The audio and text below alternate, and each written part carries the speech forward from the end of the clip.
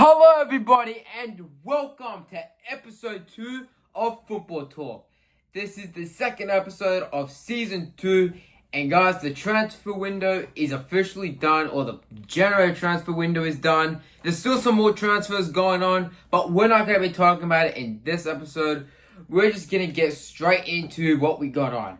Now before I tell you guys what games we're talking about, I'm going to of course introduce my partner Simple. Oh my god, he's a star. Hello! How you going? Welcome to tonight's Football Talk. What is it? Episode 2. Season 2, episode 2. Two. Anyway, let's get into it. Alright, so before we get to the intro, we're going to discuss the two games. Arsenal versus Manchester City and Liverpool versus Bournemouth. Arsenal and Man City, just a tip. It was ass whooping. Yes, it was. I'm not even going to argue. But, without further ado... Hang on. Wasn't Man City your team? Yeah, let's just not talk about it. Ass whooping. Alright, whatever. Let's just get straight to the intro!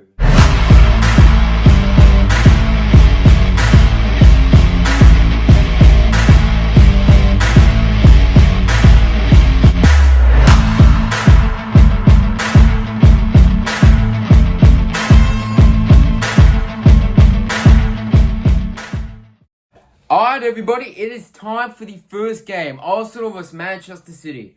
Arsenal claimed a sensational 5-1 victory over Manchester City.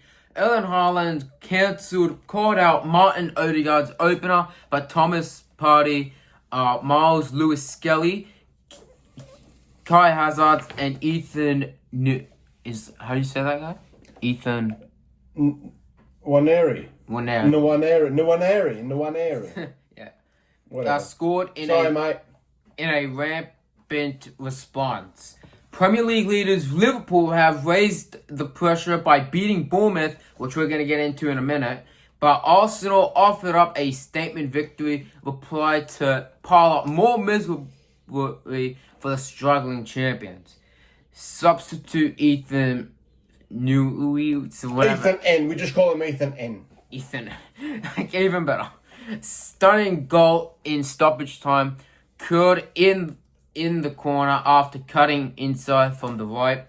Completely rout and came after following our academy graduate Miles Lewis-Skelly, who we spoke about last week in the transfer windows, scored Arsenal's third goal with his first at senior level. Lewis-Skelly celebrated in the style of Erling Haaland, who had earlier pulled Manchester City level following Martin Odegaard's second-minute opener, but who the home fans released taunting following the explosive scenes in the 2-2 draw in September. Man City were only leveled for 105 seconds after Haaland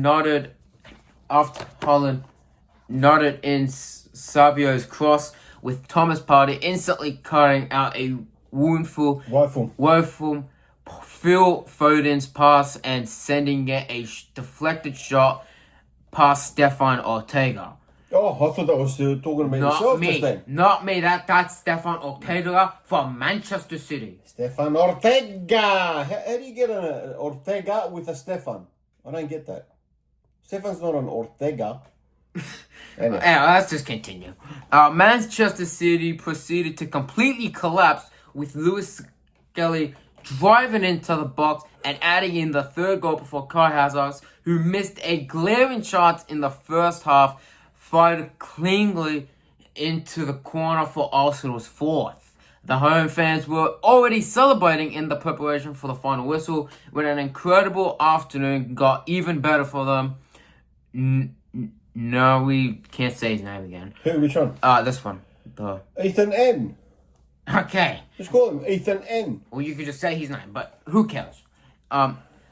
Cushioning a long diagonal pass from an excellent Declan Rice and finding the corner in brilliant style. All I can say, That was such a long power. as you said before, that was an absolute statement victory by Arsenal. Yep. It's basically firing a shot across Liverpool's bow. And can I just say something? And all respect for Arsenal, honestly, I will take the loss. As a City fan, I will accept the loss and say that Arsenal were just a better team. And I honestly get why they had to win this match. It's because they want to put pressure on Liverpool. Because right now on the table, Liverpool have 56 points, Arsenal have 50 points. So it's just 6 points apart. That's what I mean. It's they've shots are fired. That means Liverpool need to pull their finger out and start winning some more, which they did anyway. And of course, we know that many fans are saying that Manchester City are now no longer in the title race. They're completely gone. So it might seem like this season we may have some new Premier League champions. We know Liverpool and Arsenal were both battling at one stage before Manchester City outnumbered every single one of them, slaughtered them, won their fourth Premier League.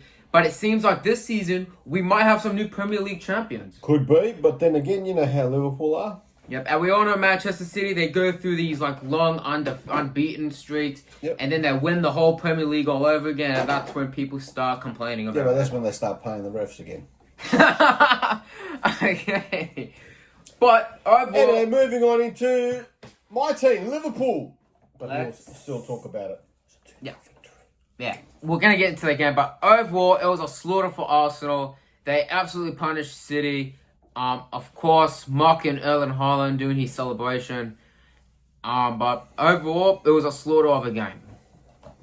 Alright, let's move on to Liverpool, who flew home at Bournemouth, where they defeated them 2-0 thanks to one man himself, the Egyptian king, Mo Salah, who opened up the scoring after a 30-minute... Mo Salah. I mean, he is the Egyptian king, and that's what people like doing for a living. So I respect that. Anyway, he scored a goal... He's the king. Mo Can Salah. I read the bloody paragraph? Go.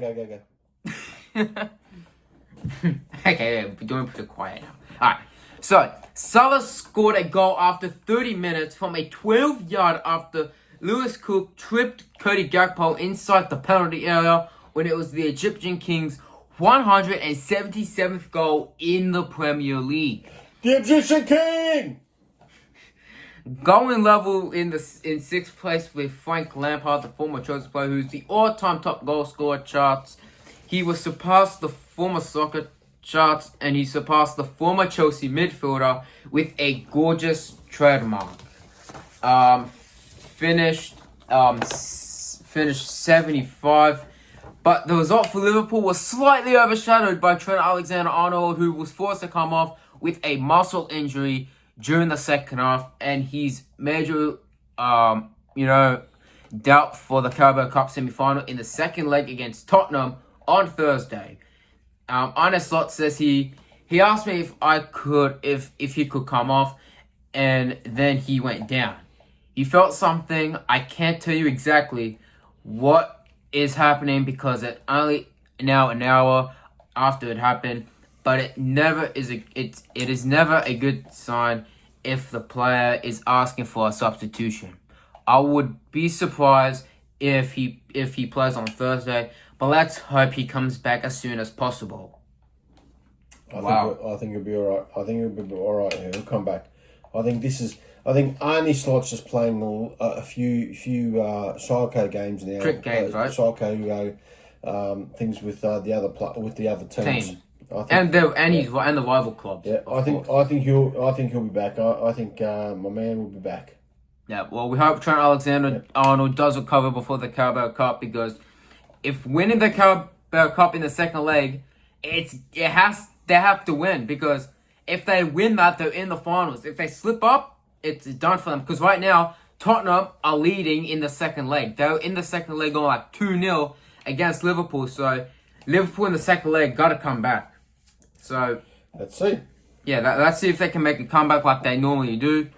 And of course, Justin Glowy misses with a goal at his mercy midway through the second period.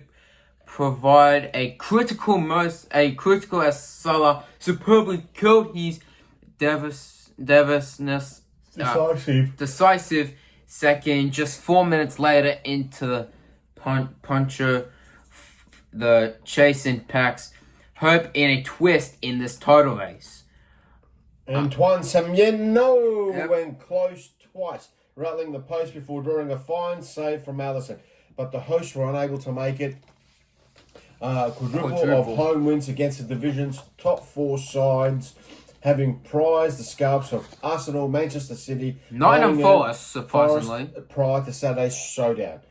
Slots table toppers extended their unbeaten league 20 matches. 20 matches. That is a big record. While ending the Sherry's 11-game unbeaten run in the process, as another hurdle was overcome in their bid to be crowned champions for only the second time in 35 years. The only table that will matter to Slot, however, is the one which has Liverpool seemingly in an unsaleable lead.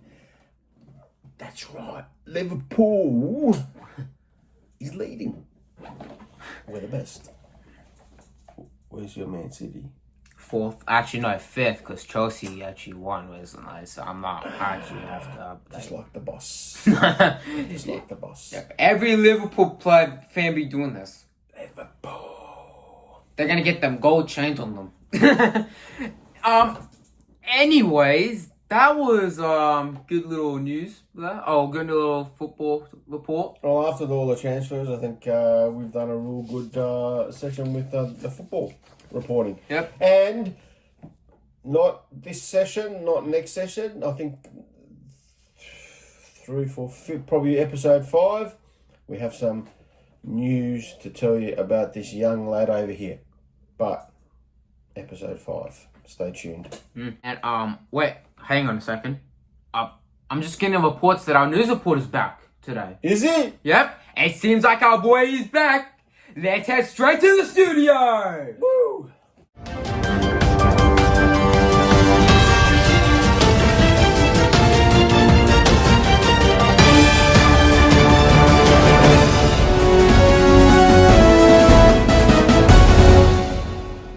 Ladies and gentlemen, welcome to this breaking news. This is the first breaking news for season 2. Let's just get straight into it, guys. First of all, I'm just gonna say this right now. Welcome back home, Neymar. Welcome back to Santos. The man himself just took on into the field for the first time ever in 12 years. Neymar recently was rumored to join to Santos, go back to Santos, where he first started his football journey. And he's officially came back, had his first time on the football pitch in Santos. The game ended 0-0. Ended 1-1. Neymar had no words, and he just loved Santos. He described how he was feeling after the match, and of course the Brazilian star, who had the game's best player, acknowledged that he was not yet peaked at physical condition. But he had a positive feeling in his first match in over these 3 months. As we all know, Neymar recently left Saudi Arabia. He left Al Hilal. Only scoring 1 goal and 7 assists. Wasn't the best career for him though. But it seems like going back to Santos could be a good idea, as we could see him potentially, and when I say this, I mean potentially, probably rising back up, Now, we probably may not see that, of course, but the Al Hilal team managed to still win the Saudi League, actually, when the Brazilian was injured. But his contract was due to expire this year because of the FIFA World Cup that was going on, the FIFA Club World Cup. But they included him into the squad list for the second half of the Saudi League. But he just didn't want to go there anymore. And, of course, he went back to the club where he started. Santos went to Santos, took his first game in Santos after 12 long years away from the club. And it seems like we could see something particular that's going on. So I'm very happy for this guy. This guy, honestly, I hope he does great, See, it's always good when you have a good player who finally comes back to the old club after years being away, such as Ramos. We saw he was playing for Sevilla. He left Sevilla for a while, came back years later, did normal and all that. I know he's no longer in Sevilla, so it's pretty disappointing or whatever it was. But it's great to see the Brazilian back in Santos, back at home, right where he belongs. And we hope to see what he does in the future. Ladies and gentlemen, this has been this good little short news report.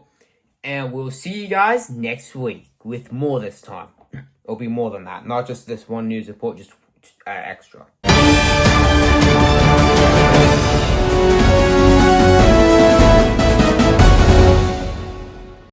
Wow. What a crazy report we saw. Exactly. A little short one though, or a long one. Don't know how long he was doing it for. Either way, I was sleeping. Either way, it better be a good one because what did you just say? It was an absolute fantastic report. Yeah. So we're going to be recording the report after this. Yep. So it better be a good one. It will be good. Trust me. All right. Trust me. Okay. All right. And on that note, we'll catch you guys on episode 3. See you at number Peace out. And don't forget, subscribe. Subscribe. Notification button. Yes. And the bell Notification. icon. And the bell Notification. icon. Or else.